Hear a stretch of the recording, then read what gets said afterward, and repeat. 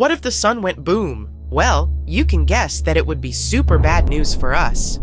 This was sure a short video, huh? No, wait, I have more. If the sun blew up, chaos would ensue in our solar system. But scientists tell us that it will certainly happen one day. But why? How exactly would events unfold? And is it possible for us to somehow survive this event? Hey, let's delve into it. First of all, get ready for a journey to the sun's core. The sun's heart is packed with hydrogen atoms having an out-of-this-world dance party. These atoms are so excited that they smash into each other with all their might. And when they collide, something magical happens. It's called nuclear fusion. And in this fusion fiesta, the hydrogen atoms combine to form helium atoms, a chemistry experiment on a grand scale. During this nuclear fusion, a teeny bit of mass from the hydrogen atoms is transformed into a massive amount of energy. It's Einstein's famous equation coming into play. Energy is unleashed in the form of light and heat, radiating outwards to brighten up the entire solar system. And once all these processes get going, a bunch of energized particles called photons join the fun. These photons are like tiny packets of light, bouncing and zipping around in all directions. They play a crucial role in carrying the sun's energy through space, illuminating our world and warming our cozy planet. But to keep all this going, so that the atoms don't escape and create complete chaos, the sun's core needs to be under tremendous pressure. This pressure comes from the immense weight of the sun's outer layers pressing down on the core. The outer layers are squeezing the inner core, but the inner layers don't give up. The energy created from fusion and the bustling photon party tries really hard to escape the sun's core. But the core is so dense, like me, the pressure is so big that the energy takes its sweet time to make its way out. It bounces around, gets absorbed, and re-emitted by other particles. Eventually, after a long time, it reaches the sun's surface and zooms off into space, reaching us as sunlight. So, now you know how the sun works. Now what happens once it reaches the end of its life? Well, here's the twist. Our sun has a limited supply of hydrogen fuel. In about 5 billion years, it will run out of its fuel. After that, the star will undergo some big changes. Now pay attention, because there's pretty chance that we're all going to miss this. First, the sun will puff up and become a red giant, expanding like a balloon. It will grow so big that it will swallow up the inner planets, including our beloved Earth. Talk about a sun taking up all the space, so we won't even see the end of our sun unless we move somewhere further away. After the red giant phase, the sun will shrink a bit. Its outer layers will fade away into space, leaving behind a beautiful planetary nebula. It will be revealing its glowing core. Ooh, the core, now filled with helium, will start sounding weird. And will also start fusing heavier elements like oxygen and carbon. These reactions won't be as energetic, like a party with less dancing and more chill vibes. Eventually, even the helium will be used up, and the sun will become a compact white dwarf, a stellar retiree enjoying its retirement home. Scientists estimate that the sun has about 7 to 8 billion years left before it dims its lights. Don't worry though, by that time, humanity might have traveled to far-off galaxies, or maybe even evolved into amazing space beings. So, our sun won't go out with a bang like fireworks. It's not big enough to become a supernova or a black hole. Those stellar superstars need way more mass than our sun to pull off those cosmic tricks. But what if it blew up very suddenly? Just like an abrupt event without any reason? Well, let's see. Imagine this. The sun goes boom, and Earth is in for a wild ride. The event unleashes an insane amount of energy, sending a shockwave racing through space at the speed of light. It takes about 8 minutes for this shockwave to reach Earth. Why? Well, the sun is a whopping 93 million miles away from us on average. So, it takes a little over 8 minutes and 20 seconds for the sun's light to travel all that distance and reach us. But let's talk about the event itself. It would be a great sight to witness, but sadly, sadly, it would also be the end. Roll credits. The crazy amounts of unleashed energy would cause the sun to expand rapidly, again, swallowing up the inner planets, including our Earth. And that's not all. Brace yourself for a massive burst of radiation. The sun would unleash a torrent of supercharged particles. We're talking about X-rays and gamma rays, the kind that can seriously mess things up. When these high-energy particles hit the atmosphere, they go wild, causing all sorts of chaos. They ionize the atmosphere, creating a ginormous electromagnetic pulse. This pulse is like a shockwave for electronic devices. It fries them, zaps them, and leaves them useless. So if your gadgets aren't protected, they're in for a rough time. Speaking of rough times, after that, it's instant vaporization for our planet. But the sun's grand finale doesn't just mess with Earth, it wreaks havoc on the entire solar system. That massive burst of energy would be crashing into everything in its path. Planets and other objects get knocked out of their cozy orbits, causing chaos and unpredictability. The asteroid belt between Mars and Jupiter, kapow, it's gone, obliterated or scattered to the cosmic winds. And even planets that will survive this event would probably go off their orbits to wander somewhere. And let's not forget about the outer planets, like Jupiter and Saturn. These giants generate their own internal heat, which keeps them cozy and attracts lots of moons. But the sun's boom would steal their warmth, turning them into incredibly cold places. And now that we've discussed how catastrophic would all this be for everything in our solar system, let's ask the logical question: can humanity make it? The short answer is no, we wouldn't make it. Everything would be wiped out, except maybe some sneaky bacteria hiding in the shadows. But in a crazy scenario where the sun gave us a heads up about its plans, we might have a fighting chance. If we knew in advance and had time to prepare, we could get our survival gears turning. So, what could we do? Since Earth itself won't survive the sun's tantrum, we'd have to move somewhere. Remember how we mentioned that not all planets would be completely destroyed? Well, sadly, the ones closest to the sun, Mercury, Venus, and Earth, would disappear. So, the easiest option would be to move to some other solar system with its own Earth-like planet. But what if the Earth somehow managed to survive this catastrophe? Let's not think about how it happened and just discuss the consequences. Well, our climate would go crazy. During the first moments of the sun's kaboom, the radiation and particles would crank up the temperature big time, like a never-ending heat wave. We're talking major greenhouse effect. The oceans would evaporate, creating thick, fluffy clouds that trap heat and refuse to let it escape into space. And after that, without the sun's warm embrace, the Earth would quickly become an icy freezer. So, we'd have to think outside the box. One idea would be to take shelter deep underground, where we won't be that much affected by radiation and sudden temperature changes. As you dig deeper, the temperature rises. So, with the right tools and resources, humanity could hunker down in fortified bunkers, surviving for a couple of years without the sun's rays. Why just a couple of years? Well, remember how we said the sun is a gravity center of our solar system?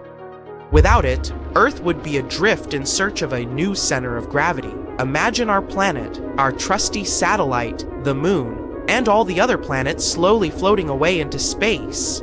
Luckily, our trusty sun is hanging in there, keeping us warm and shining for many more cosmic adventures to come. So we're safe for a few billion years. But it's always fun to imagine impossible scenarios, so stay tuned for more What If? Empty space is not really empty. At least that's what quantum field theory says. It's actually filled with tiny vibrations that can turn into virtual particles if they have enough energy.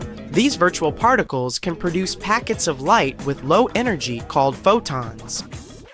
Now, there's something every black hole has: an event horizon. It's a point of no return. That means once something crosses that point, it can never get away, not even light. And there's an insanely strong gravitational force around the event horizon.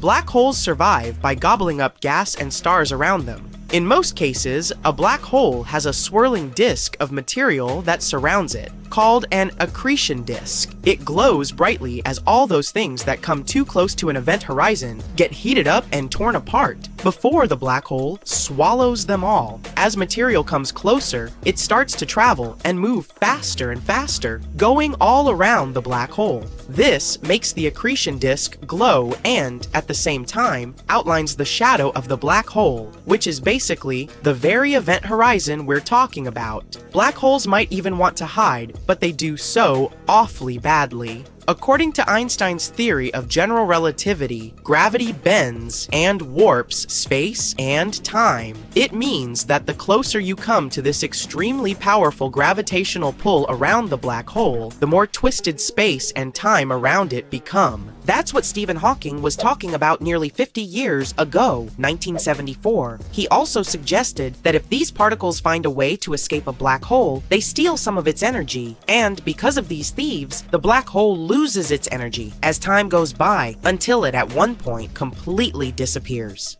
He suggested that black holes release energy in the form of thermal energy, or heat, which is called Hawking radiation, and this radiation doesn't carry any information. It means that when a black hole evaporates, it destroys all information it had about the star that created the black hole. That way, we can't know what really happened. And it's kinda confusing because the laws of quantum mechanics say the information can't be destroyed. This conflict is something we call the Hawking information paradox. According to Hawking, all this information isn't really lost, but is stored in a cloud of all those zero-energy particles that surround the black hole. He called that soft hair. Now there's this new study as a possible solution to this paradox. Maybe Hawking radiation is non-thermal? Instead of just releasing plain heat, it's possible the black hole sends out a message in the form of radiation. This message contains important information about the black hole's past, the stars that formed it, and other details we thought were lost forever.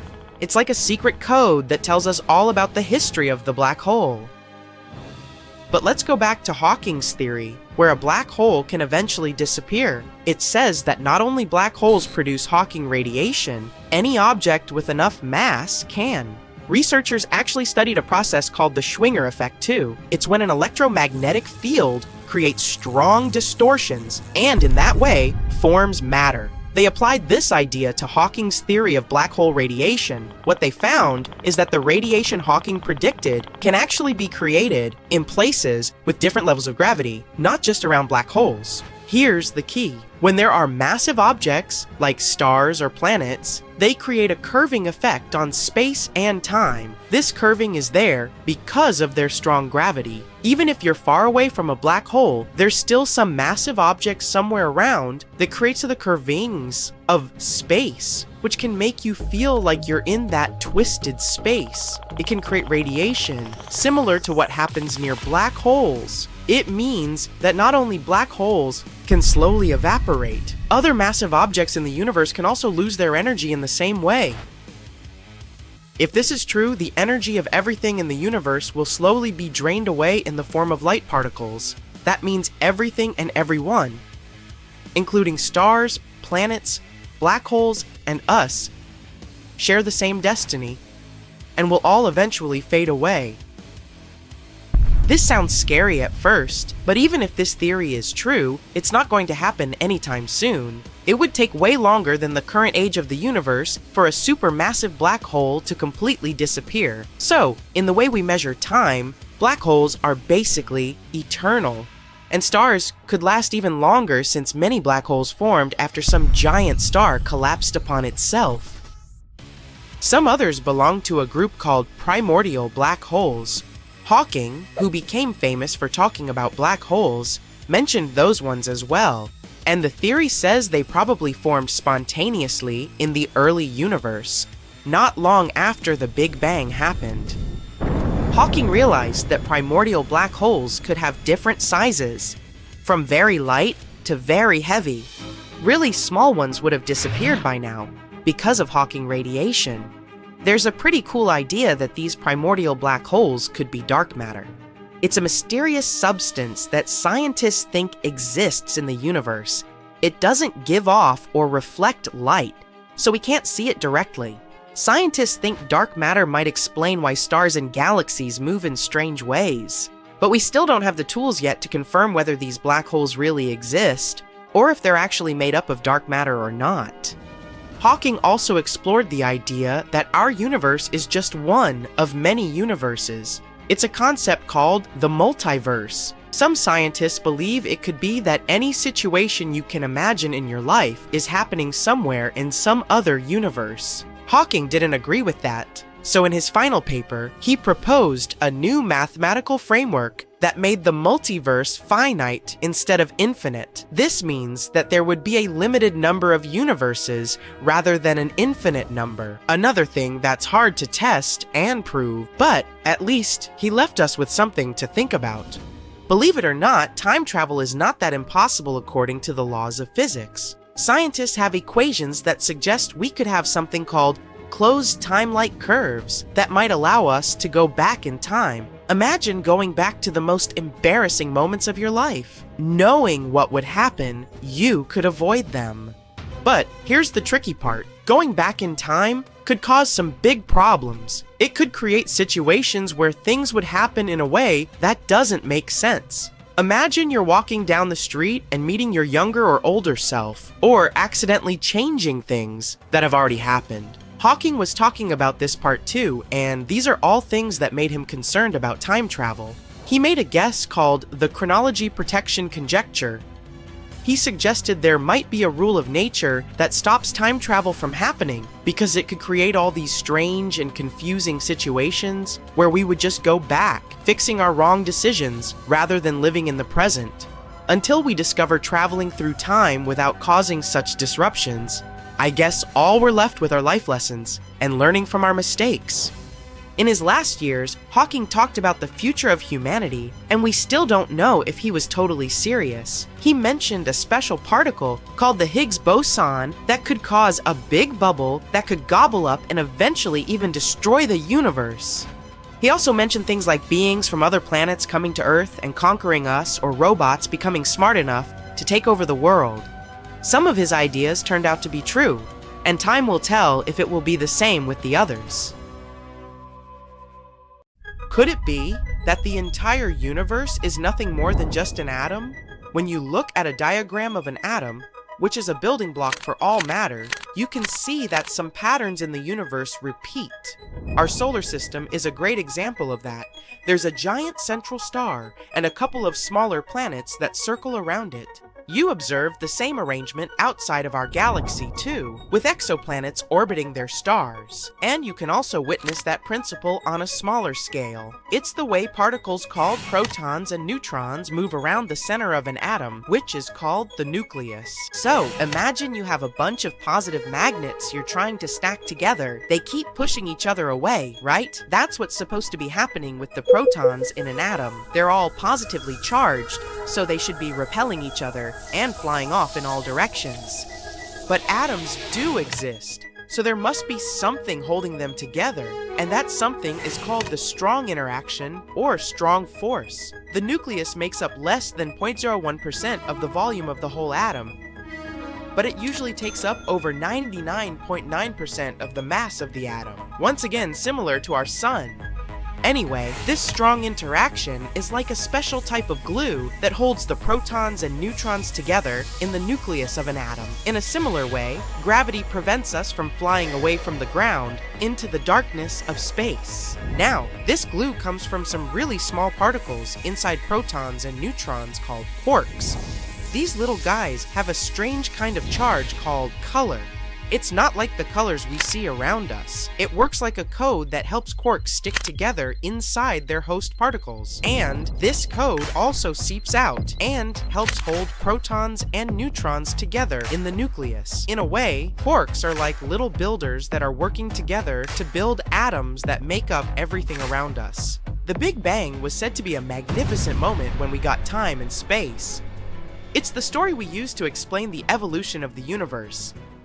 In the beginning, there was only a very, very small ball of matter the size of a peach. but with a temperature of more than a quadrillion degrees. Ow, that's hot. And this bang in the name doesn't mean there really was an explosion in space. This peach started spreading around, and space was just appearing everywhere. It gave rise to atoms, molecules, stars, and many celestial bodies that filled the empty space of our cosmos. Basically, all the elements that make us formed within a few minutes at the earliest stages of the universe. Let's say, like 100th of a billionth of a trillionth of a trillionth of a second. Oh wait, give me a second to process that. Alright, moving on. The growth was incredible at that stage. The universe spread exponentially and managed to double in size at least 90 times. Like me during the holidays. Haha, I love chocolate. After the Big Bang, the universe was a hot and dense soup of particles, too hot for atoms to exist. But 380,000 years later, it cooled down enough for electrons to mix with nuclei and form atoms. This is a process we call recombination, and it's what made the universe transparent. Think of it like turning on a light switch. Suddenly you can see it all. But just because the universe became transparent didn't mean it was bright. It was a dark period as there were no stars or galaxies yet, like a big empty canvas waiting for something to be painted on it. It wasn't until much later, as the universe continued to evolve, that stars and other bright objects started to form and light up the darkness. And it went on evolving, all the while filling up with planets, asteroids, galaxies, and other things. Okay, so that's the story we've been told for the past couple of decades, and a pretty good one, I should admit. Scientists have studied it so much. They observed the leftover electromagnetic radiation from the young universe. They measured the presence of the lightest elements, only to realize they all line up with the story of the Big Bang. New theories don't say the Big Bang didn't happen. It's a good picture of the cosmos in its early stages, but it's like an unfinished puzzle with some important parts missing. We can't explain what happened before the Big Bang using our current physics, so we need some new math to explain tricky parts, like the so-called singularity. It's the point of infinite density, remember? From the beginning of the Big Bang. And that's where string theory comes in. Like a superpowered toolkit that can handle gravity and all other forces combined. Now, one of the ideas that string theory has given us is the ekpyrotic universe. Imagine a big fire that sparks off another fire, and that fire sparks off another fire, and so on. Well, in this scenario, the Big Bang wasn't the beginning of everything. It was just one part of a bigger process. It's the idea of the cyclic universe, a never-ending roller coaster ride, with big bangs as beginnings and big crunches as ends, happening over and over again, potentially forever. It's like the universe is constantly hitting the reset button, and does it in a really fun way. We could look at this singularity, according to some theories, as a single particle in a much larger system, much like an atom is made up of subatomic particles. And considering all that, the idea says every nucleus of an atom could have a universe inside of it. So our entire universe is just a tiny part of an atom in a much larger universe made of atoms with more cosmoses, with more atoms, with more cosmoses. So twisting. The early versions of the idea of the cyclic universe still had one big issue. They didn't match up with our observations of the cosmic microwave background, which is a fossil light that shows how the universe looked when it was only 380,000 years old. So, in March 2020, two physicists from Canada, Robert Brandenberger, Ziwei Wang, published a study that revealed the math behind the cyclic universe that we had missed earlier. If we focus on the moment when the universe shrinks to an incredibly small point and then bounces back to a Big Bang state, we might be able to match up with our observations after all. It's just that we need to wait for more new experiments to fully test this idea. The Grand Unified Epoch. That's what we call the time when the universe was still young. At that time, matter and antimatter, which are like mirror images of each other, existed in roughly equal amounts. But since they are opposing forces, when they come into contact with each other, they destroy each other in a powerful explosion, like fireworks. This means that even though matter and antimatter were constantly created and destroyed, somehow there was always a little more matter than antimatter. which is good. Cause otherwise we wouldn't have anything left. As time went on, particles started to stick together and form more complex things like atoms and molecules. And eventually, stars formed and created even heavier elements. But someday, a long time from now, all those stars will burn out. When the last star slowly cools and fades away, the universe will turn into a dark void without life, light, or anything we know or assume there is. At some point, voracious black holes will eat all the matter in space. Eventually, even those black holes will evaporate away into the tiniest amount of light. Our cosmos will continue to expand. The light will become spread out and unable to interact with anything. So all activity in the universe will stop. Space will become a vast, empty void with no stars, planets, or anything else, and will end there. Or just begin, and maybe that's where we'll meet again. You get the last instructions from the team and get into your spaceship. It's the first spacecraft made on Earth that can move at a speed close to the speed of light. Your task is to visit the most unusual and terrifying places in space and send scientists detailed information about them. And so, your journey begins. Your spacecraft is accelerating, and you dash past the moon. In the distance, you see a small reddish planet. It's Mars. And look at that spectacular giant surrounded by a set of rings. That's Saturn. You wish you could have more time to explore this gas giant, but you have to hurry. You pass by beautiful stars. Some of them are luminous, others have a reddish hue, and some seem to be dimming. That's Sirius, the brightest star in the night sky on Earth. It's about 8.6 light years away from us, but you're traveling fast, and soon you see Polaris, aka the North Star, which is way further, 431 light years away. Sometimes, you manage to spot tiny dots circling these stars. Those are planets. And then, suddenly, you see nothing. At first, you're horrified. Has something gone wrong and you've accidentally entered a black hole? Has your equipment malfunctioned? Because it seems that at a distance of 700 million light years away from Earth, there's a hole. A blank void with no galaxies, stars, planets, or asteroids. You can see nothing. The void is a roughly spherical region about 330 million light years across. Our home Milky Way galaxy could fit there billions of times over. And then, it dawns on you. What you're looking at is the mysterious Bot's Void. It lies about 700 million light years away from Earth. In the constellation of Botas, the herdsman driving the plow around the North Pole. At first, this void was called the Great Nothing, but later, it was given its current name.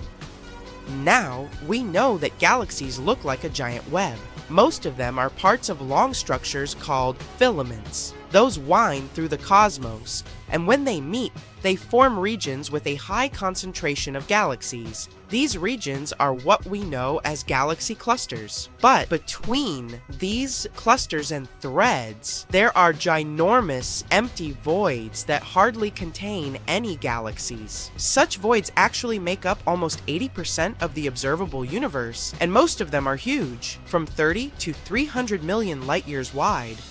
The Buddha's Void is one of the most massive ones. It has even earned the title of Super Void.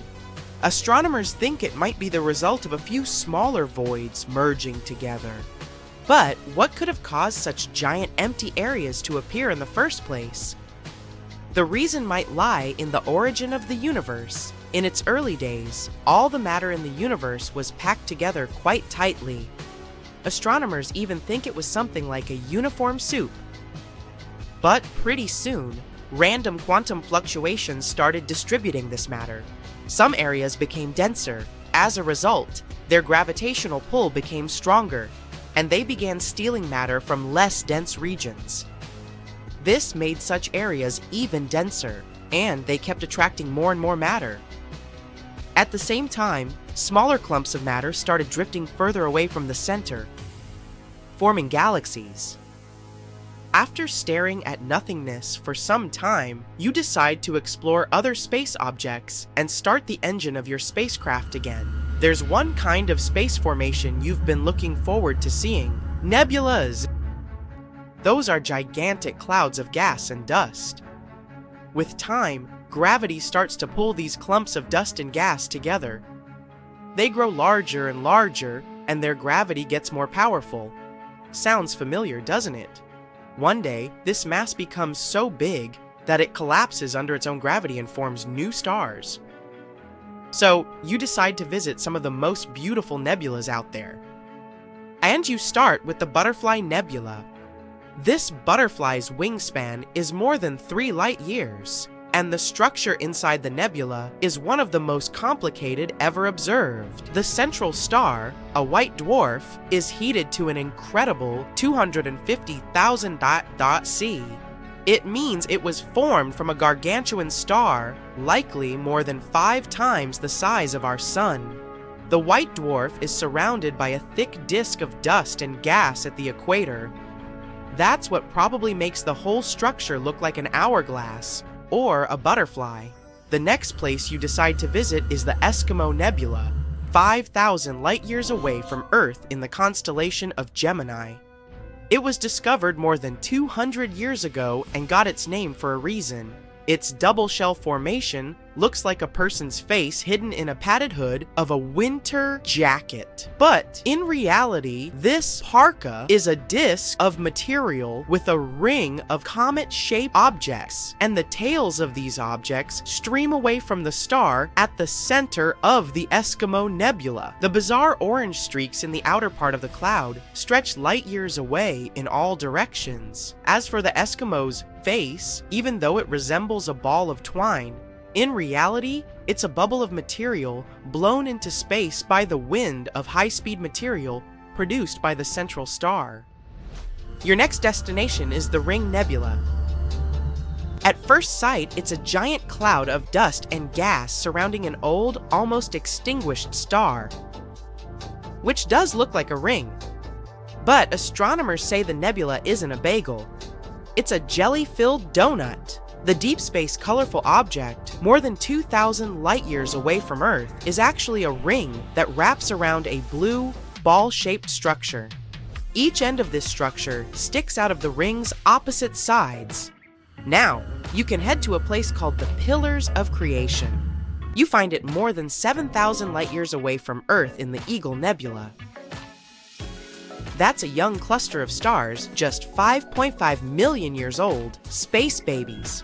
Once, the Hubble Space Telescope managed to take an image of severed and dark silhouettes near the nebula's center, and now you can see them with your own eyes. Those are the so-called Pillars of Creation, an active star-forming region.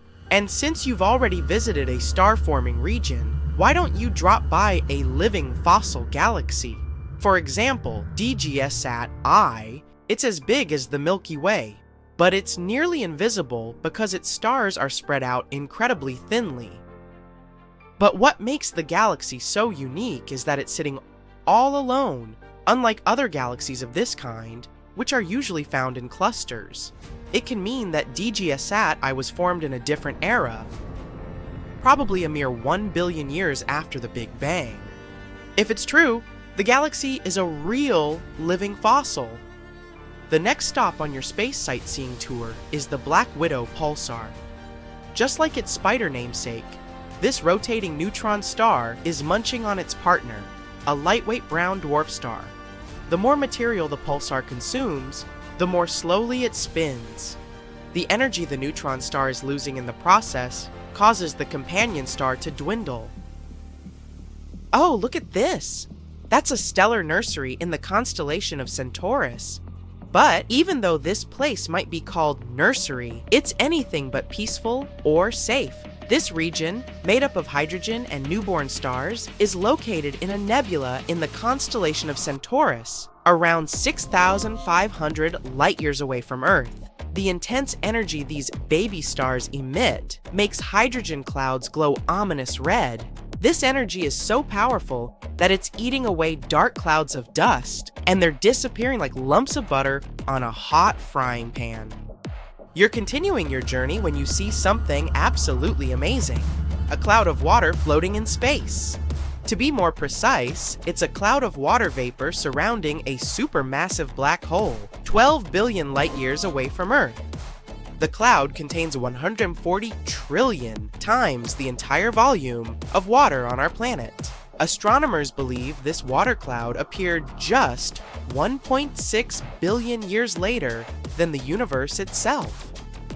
Spotted. It seems like two giant stars were caught in the middle of a romantic kiss. This sounds a little bit like paparazzi fodder at first, but we're actually talking about a cosmic twist an international team of astronomers has discovered.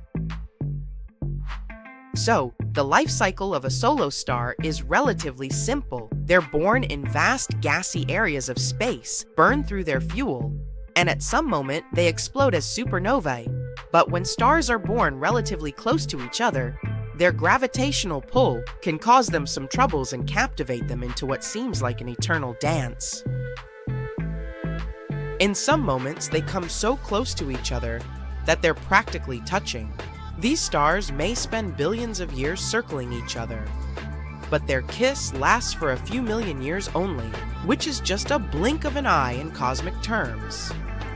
The lead author of this study, Leonardo Almeida, was on a mission to find these binary stars caught in such a cosmic kiss. He focused his search on the Tarantula Nebula, a beautiful star-forming region located in the Large Magellanic Cloud, which is 160,000 light-years away from our home planet.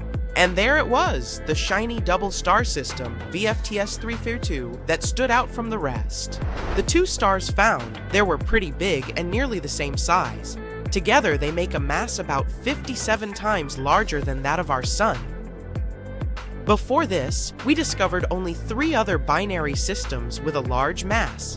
And since these two stars were so close to each other, they created an intense gravitational pull. This made them orbit each other at a staggering rate of once a day, with their centers a mere 12 kilometers apart.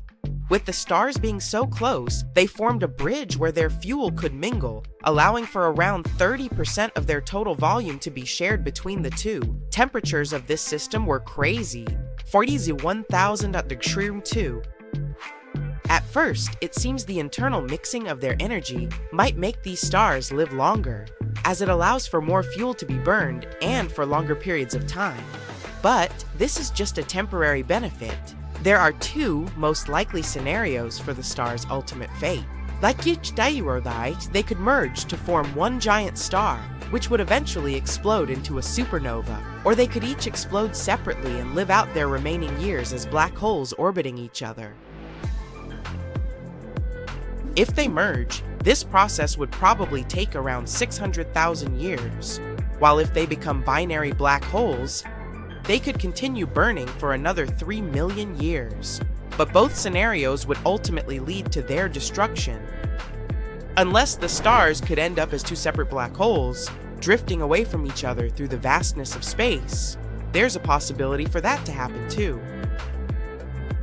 There's something spectacular stargazers across the globe could see recently. Jupiter and Venus, the 2 brightest planets in the sky, ended up so close it appeared like they were about to collide, or as if they were kissing too. At least that's what it looked like from here on Earth. In real terms, they're still 643 million kilometers away from each other. Here's another interesting thing astronomers like to talk about: G-objects.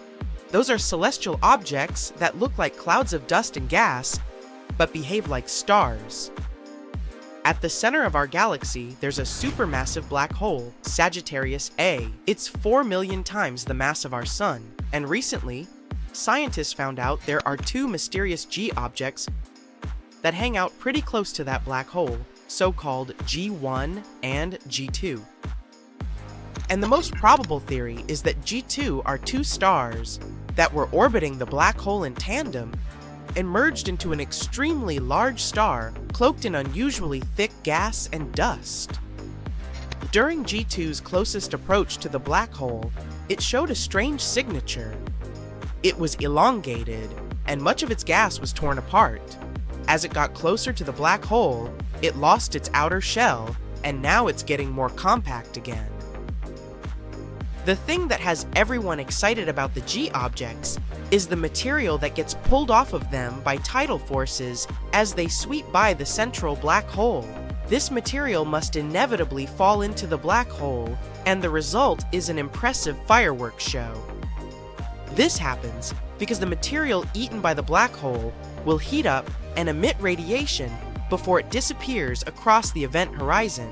An event horizon is that scary boundary around a black hole from which nothing can escape.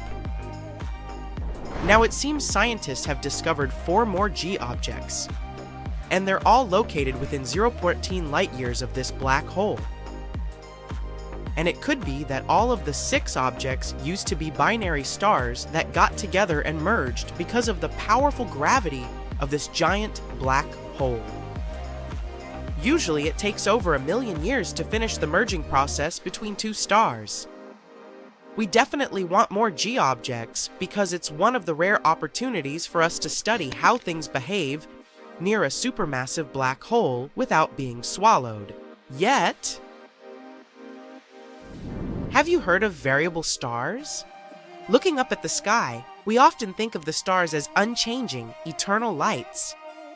Yes, some stars might appear constant, but others change in brightness over time, which is why we call them variable stars. Some of them dim and brighten again over days, months, or even years. We can't see it with the naked eye.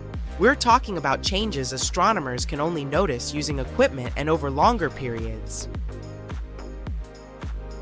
And how about vampire stars? Imagine 2 stars, a red giant and a white dwarf, in a binary system, swirling around each other like cosmic ballet dancers. The red giant, which used to be a vibrant and fiery star, has now aged and grown tired. Its outer layers of hydrogen, which were once held tightly by its gravity, have now weakened, making it vulnerable to the smaller, denser white dwarf. The white dwarf, known as the vampire star, thirsts for the hydrogen fuel that its larger sibling holds. And it sees a great chance there. As they spin together, the vampire star uses its powerful gravitational force to steal the hydrogen from the red giant's outer layers. The vampire star glows with a blue hue, looking full of energy and more youthful and vibrant than its age-dancing partner. Not only vampire stars, the horror continues with zombie stars too. Sometimes, when the red giant explodes, it doesn't completely break up into smaller pieces. Instead, a white dwarf remnant is left behind. It's basically a zombie star that was gone at one moment, but has risen back to life. But this isn't your average zombie hungry for brains. No, this star hungers for the very substance that its vampire sibling had been taking from it all along, hydrogen.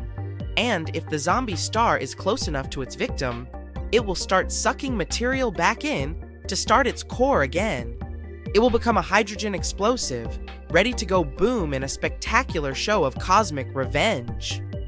It's a fascinating phenomenon. We usually won't even manage to detect it because these explosions are much fainter than the usual supernovas. But when it does happen, the resulting blast is truly epic. And it destroys both the vampire star and its zombie sibling.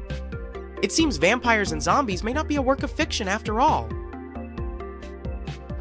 Not only are we made of stardust, but we're also more similar to stars than we thought too. For example, stars also like to hang out with their close group of friends. Most stars prefer to travel through the universe in clusters. It's a group of stars that end up bound together by gravitational force. The stars in the clusters are mostly of the same age and type, hobbies and interests. I guess even they have better social lives than I do. Prepare for blastoff because there's some exciting news from NASA coming our way. Care to look into the fascinating world of Saturn's moon Titan? NASA's groundbreaking Dragonfly rotorcraft lander is set to take off in 2027, looking to explore this mysterious space object. Now, let me introduce you to Titan. It's an icy celestial body with an atmosphere filled with nitrogen, and it might even have an underground ocean. Titan is also home to rivers and lakes that flow on its surface. But guess what? They're not filled with water like our lovely planet. They have methane instead. Now, let's check out Titan's celestial credentials. It's not just any moon, it's the second largest in our entire solar system. It's only 2% smaller than the biggest moon we have hanging around our neighborhood, which is Jupiter's Ganymede. Titan's size even puts Mercury to shame. And did I mention that its atmosphere is 4 times denser than that of Earth's?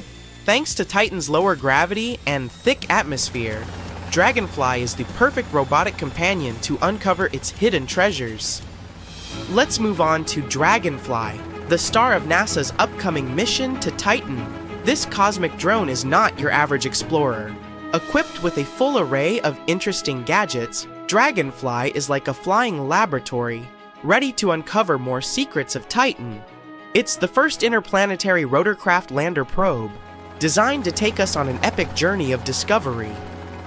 And don't let its name fool you. Dragonfly won't just buzz around aimlessly. This technological marvel is able to glide for several miles between different locations on Titan's surface. Think of it as a cosmic Uber service for scientists. And speaking of technology, Dragonfly is carrying some seriously cool equipment.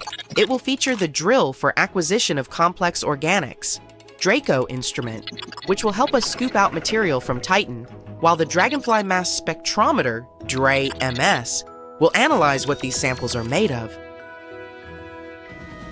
But how did we stumble upon Titan? It was March 25th, 1655, when a Dutch astronomer was out there with his telescope, exploring the cosmos.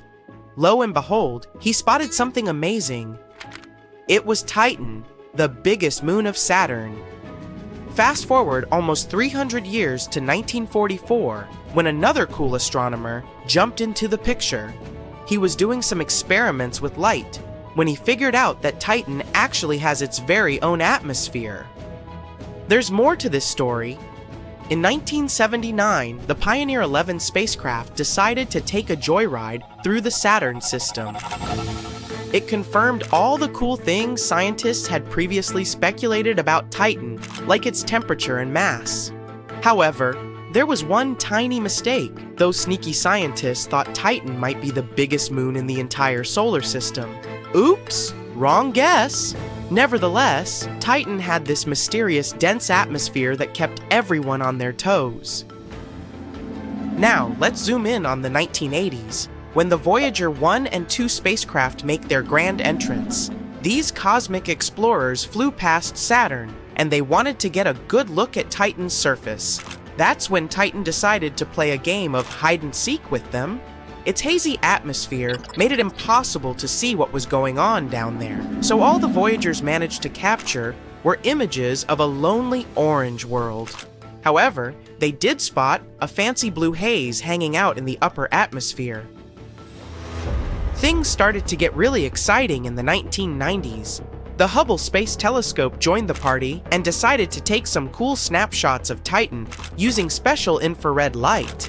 This clever device managed to pierce through the haze, and voila! The Hubble images revealed differently colored areas on Titan, almost like a giant cosmic chessboard.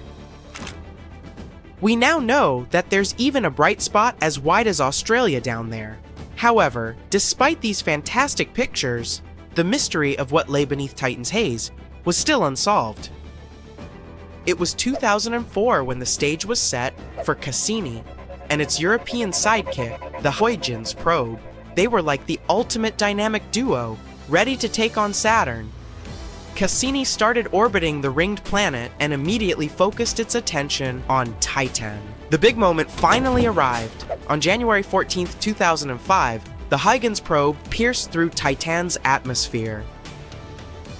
During its descent, Huygens collected all sorts of amazing data, snapping images and analyzing the atmosphere.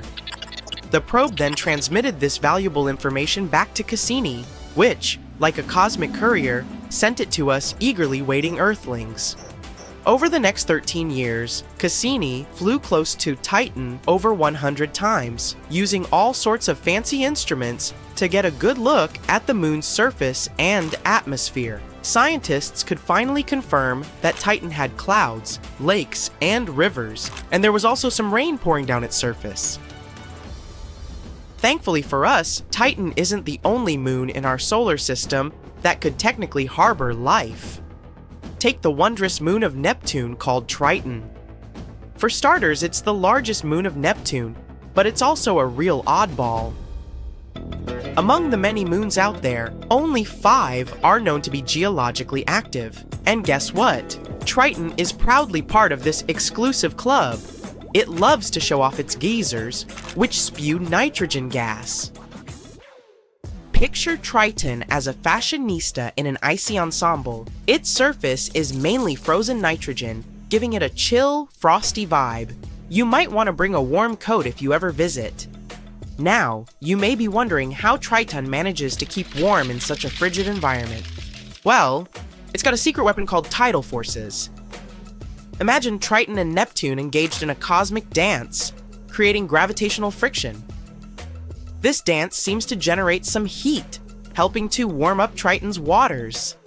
With all this talk about heat, you might be getting excited about the possibility of life on Triton.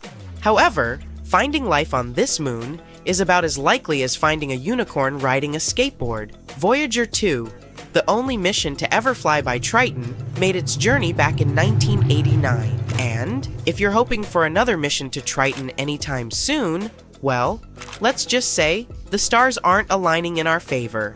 Literally. The window for a mission to Triton opens up only once every 13 years, because our planet and Jupiter need to be perfectly aligned for the landing to work. Scientists would use the gravitational pull of the largest planet in our solar system to safely deliver a probe on Triton. Now, let's address the elephant in the room, or should I say the polar bear. It's so cold on Triton that hopes for life to survive unfrozen are about as slim as a toothpick. Sorry, potential little microbes. You might need a few extra sweaters to set up shop down there. Even though Triton may not be the most welcoming place for life, it's still a celestial gem worth exploring. Scientists also believe Triton wasn't always a part of Neptune's crew. As it turns out, Triton was most likely just minding its business, hanging around aimlessly in the distant Kuiper belt. Along came Neptune with its mighty gravitational pull and snatched Triton right out, officially making it a moon of its own. Just like our trusty satellite, Triton is also stuck in a permanent face-off with Neptune. One side of Triton always has its eyes locked on the planet. As for this amazing moon's fate, things aren't looking so good in the long run.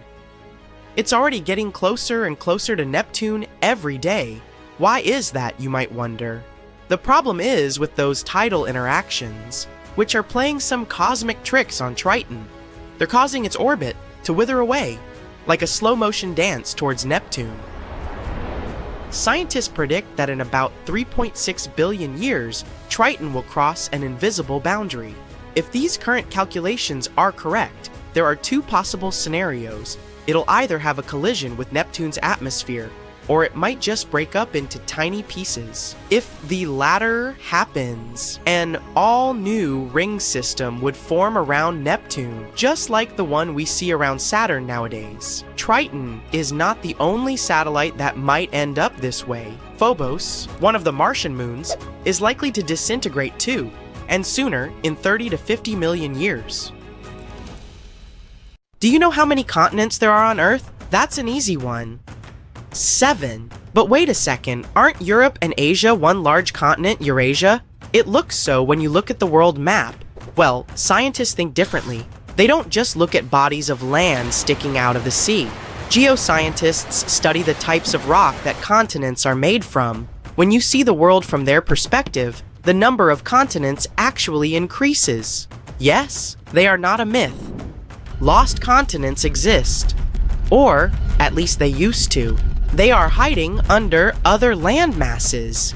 Peekaboo! Researchers have recently discovered one continent just like that. It is called Greater Adria. Sounds familiar? Yes, it has something to do with the Adriatic Sea, the Mediterranean. This lost continent is completely buried under Europe. It collided with Europe and started to sink under it a long time ago. Today, it lies beneath Italy, Greece, and the Baltics. Its size and even shape match that of Greenland, the world's largest island. But how did geoscientists find Greater Adria? It's no longer visible, but it left some clues. Parts of it were embedded in the Alps. Other chunks were incorporated into present-day Italy and Croatia. On the other side of the Adriatic Sea, limestone rocks from the former continent started to change once they were under the European landmass. Tremendous heat and pressure spread over tens of millions of years changed their structure. Out goes the limestone. In comes the marble. All the Greek and Roman temples you admired on your summer vacation were constructed using this marble. It was sort of a going-away gift from a long-lost continent. Greater Adria camouflaged itself well for thousands of years, but other lost continents were hiding in plain sight. Have you heard of Earth's 8th continent, Zealandia? Probably not, because it sits under the surface of the Pacific Ocean. 95% of Zealandia is now underwater. Can you guess where exactly? Its name is a good hint, under New Zealand. If you open Google Maps, you can see its outline. Look for a lighter shade of blue in the ocean. It should stretch from New Caledonia to New Zealand. This bump in the ocean floor used to be above sea level. It was about 2/3 of Australia and more than twice the landmass of Greater Adria in size. We can spot Zealandia today because it hasn't sunk too low, and that's the best way to discover other lost continents. Imagine the Earth without the oceans. The bottom of the sea isn't flat. There are mountains and trenches. You could put Mount Everest in the deepest of them, the Mariana Trench, and there would still be 2,133 meters between it and the sea level. This trench got so deep because of a geological process called subduction. The Pacific Plate got under the Philippine Plate. Earth's crust is made out of those plates that float in a sea of molten rock. Then they bump into each other. One goes down, while the other one rises. That's how Greater Adria ended up under the European continent. Our planet is constantly on the go. We don't notice this process because it happens deep beneath our feet. 120 million years ago, Australia and Antarctica were a single piece of land. Antarctica said goodbye to Australia, but it didn't leave empty-handed. Today, there is an oceanic plateau in the Indian Ocean. The word plateau comes from French, and it means elevated flatland. And the name of this land sounds like the title of a Hollywood movie, Broken Ridge. Long ago, it was connected to another lost continent, the Kerguelen microcontinent. Scientists believe that it made a land bridge between India and Antarctica. What was this land like? The answer possibly lies in a tiny archipelago in the southern Indian Ocean, Kerguelen Islands. These islands are all that is left of the ancient landmass. They have a cold climate. The islands feature glaciers because they are so close to Antarctica. But in the past, the climate must have been temperate with plenty of rainfall. The animals and plants would have been similar to those that we find in tropical regions today. The lost continent's landscape probably resembled that of New Zealand. While we are in the area, can you guess which continent the island state of Madagascar once belonged to? If you guessed Africa, sorry, you were wrong. Hey, don't feel bad. Look up and to the right on the map. The correct answer is India. Some 120 million years ago, I wasn't around then, India separated from the African continent and went northeast. Madagascar wasn't quick enough and ended up as an island off the southeast coast of Africa. Scientists found traces of the ancient landmass under the island of Mauritius. Today, it's a tourist hotspot, but millions of years ago, it was a real hotspot, volcanoes and all. That's how scientists were able to retrace the steppes of Mauritius. They found a mineral, zircon, that exists in rocks which lava spews out after an eruption. The long-lost land once covered the area from Mauritius to the west coast of India. Imagine if that land existed today. It would form a great mix of Indian and African cultures. Speaking of spicy, have you had Indonesian food recently? Just 50,000 years ago, Southeast Asia looked much different. There was no Sumatra, Borneo, Java, or even Australia. Just Sunda and Sahul, two continental masses that were divided by a deep water trench. You had the extension of mainland Southeast Asia on one side, Sunda, and the Greater Australia, Sahul, on the other. Biologists were among the first scientists to notice the split. Species develop differently on Sunda and Sahul. That's why Australia has unique animals such as the kangaroo, wombat, and platypus. And did you know that a giant kangaroo once roamed the island of New Guinea? That's because, up until the end of the last age, there was a land bridge to Australia. But it's quite shallow, less than 20 meters. It's a reminder that this was once a single landmass called Sahul. Another ocean strait that isn't too deep, Alberkats, 50 meters, separates Asia from North America. The Bering Strait sits today in the place of Beringia. This ancient landmass wasn't that big. It stretched 1,000 miles from north to south.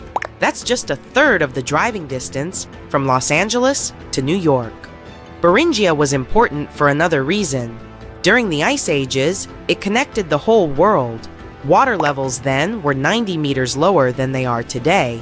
If they went even lower, you could walk from the Cape of Good Hope in Africa all the way to Cape Horn in South America. Today, you can hop on an airplane and fly to pretty much any place on the globe. The world has never seemed smaller, has it? Well, it has. Some 300 to 200 million years ago, we were all one world, literally. Pangaea was a supercontinent that included all the continents. Its name is in Greek, and it simply means all Earth. But Pangaea started to crack up. The biggest gap formed between the Americas on the one side and Europe and Africa on the other. Seawater soon started pouring in, and that's how we got the Atlantic Ocean. This process is by no means over. While you are watching this video, North America is drifting further and further away from Europe at the rate of 2.5 centimeters per year. Doesn't seem much when compared to the average human lifespan, 70 years. But in the end, all the continents will reconnect with each other, forming a supercontinent, and it wouldn't be the first time in Earth's history that this happens. Honestly, I'm not going to wait around for that. Black holes, an enigma that has puzzled scientists and captivated our imagination for decades. But what's hiding inside of a black hole? Is it a void? A bottomless pit? A parallel universe? We don't know for sure yet, but scientists might have some ideas. So let's hear them out. Picture this.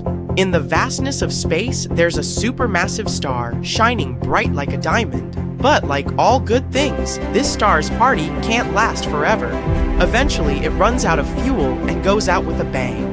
Quite literally, the star collapses under its own gravity, creating an implosion. Now, this collapse is so intense that it creates a bottomless pit in space, like a sinkhole. This is what we call a black hole, the ultimate no-escape zone, sucking up everything in its vicinity, including light.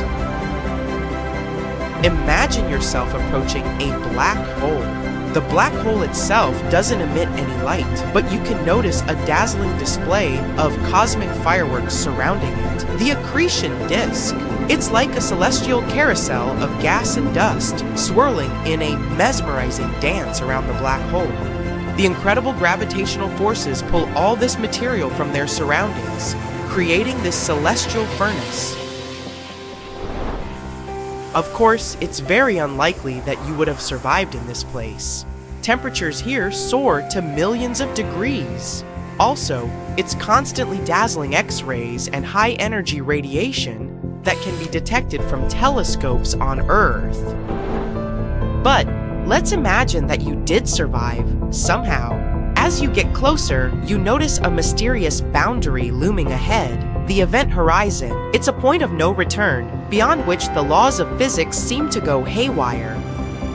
Now, you're stuck in a space traffic jam, and no matter how hard you hit the gas, you're going nowhere. Once you cross this threshold, not even light can escape. And now, you inevitably fall into a black hole. What do you see around you? According to the genius physicist Albert Einstein, space and time aren't separate entities, but rather intertwined in a fabric called space-time. It's like a cosmic trampoline that can stretch and bend if you place something heavy on it, and black holes are super heavy, which is why they distort this trampoline in the most extreme way possible. So, when you venture close to a black hole, you're in for a roller coaster ride. The curvature of space-time becomes so intense that it's like a whirlpool pulling everything in, even light itself. Everything around you looks like a space funhouse with distorted colors and rays of light that keep shifting. All this makes you feel like you're doing the moonwalk on a treadmill. Also, the curvature of space-time around a black hole is so extreme that it creates a phenomenon called time dilation. Time near a black hole moves at a different pace than in the rest of the universe. The closer you are to the black hole, the slower time ticks, like a slow motion effect. And the deeper you fall, the weirder things get. The laws of physics seem to break down before your very eyes. But suppose you somehow manage to survive all this madness. Where exactly are you falling? What awaits you on the other side? Is there even an other side? As you venture deeper into this celestial maelstrom, you reach an elusive and mysterious point called the singularity. It's the heart of a black hole, a place where all matter and energy are crushed into a single, unimaginably dense point. Imagine cramming masses of entire stars to something that is essentially a pinprick. And now that you're here, forget about the usual rules of physics. Welcome to a new realm, where the known breaks down and the unknown takes over. So, what does this unknown look like? Well, there are a couple of theories. First off, it could be a gateway to other dimensions. What if there are multiple universes hiding within black holes, like nesting dolls? According to this theory, the interior of a black hole could be a portal to a parallel universe with its own set of physical laws and possibilities. This parallel universe could be drastically different from our own world. What a mind-bending idea! Or, what about wormholes? Imagine black holes forming a space subway system, connecting different regions of space and time with each other. These theories suggest that the extreme gravitational pull of a black hole could create a wormhole, a tunnel that could transport you to another galaxy, or even to the past or future. It's like finding a secret passage in a video game. That's not all. Some scientists propose that inside a black hole, we might find some exotic matter, some strange matter with weird properties or negative energy density. If that's the case, this would defy our understanding of the universe. And finally, one of the most mind-bending theories is that a black hole could actually lead to a white hole. Imagine, as you fall further, you suddenly find yourself in a blindingly bright space show. You're in a white hole. This is a fountain that's spewing out matter, energy, and information into the universe with reckless abandon. The birthplace of new universes. You see, while black holes are known for their event horizon, white holes have an anti-event horizon. With black holes, everything can enter and nothing can come out. With white holes, it's the other way around. They repel everything. White holes are hypothetical objects. Their existence hasn't yet been proven, but if it turns out that they exist, they could be connected to black holes. It makes sense. Black holes suck everything in, and white holes should take their matter from somewhere. And all this matter and energy coming out of the white hole could potentially form new universes. Together with black holes, they could form a universal cycle of creation. The end of one universe leads to the birth of another. All these theories are beautiful and fascinating, but here's the catch. there's still no concrete evidence of any of them. Black holes still remain one of the biggest mysteries of our world. Unfortunately, studying these mysterious beasts isn't easy. They're super elusive, and this is one of the biggest challenges for scientists. Black holes don't emit light, so they can't be seen directly. They're essentially invisible to telescopes that rely on light, making them incredibly difficult to observe. That's why scientists have to rely on things like X-ray emissions, the effects of a black hole's gravity on nearby objects, and other clues. They're also very unpredictable. For black holes, physics is like a fun playground. They warp space and time around them, which makes it difficult to predict and understand their behavior. But don't worry, space enthusiasts. The future of research in this field is as promising as ever. We've already made incredible discoveries. For example, in 2019, we captured the first ever direct image of a black hole. This is a central black hole of the galaxy Messier 87. A few years later, we also took a photo of a black hole in the center of our own galaxy, the Milky Way. This one is called Sagittarius A star. All this has opened up new avenues for research. And these aren't the only cool things we've discovered in recent years. Let's take gravitational waves, for example. You know how rocks leave ripples after falling into water? Well, gravitational waves are ripples in the fabric of space-time. They carry clues about the most cataclysmic events in the universe. They've allowed us to listen to the universe, unveiling previously hidden phenomena and events. And all these observations provide us with a new way to study black holes. We constantly make new advancements in technology. The James Webb Space Telescope will provide us with even more detailed observations and insights into the mysteries of black holes. There's still so much we don't know, but that's the beauty of science, the thrill of the unknown, and the curiosity that drives us to explore the mysteries of the universe. So, let's keep peering into the cosmic abyss on the thrilling quest to unlock the secrets of our world.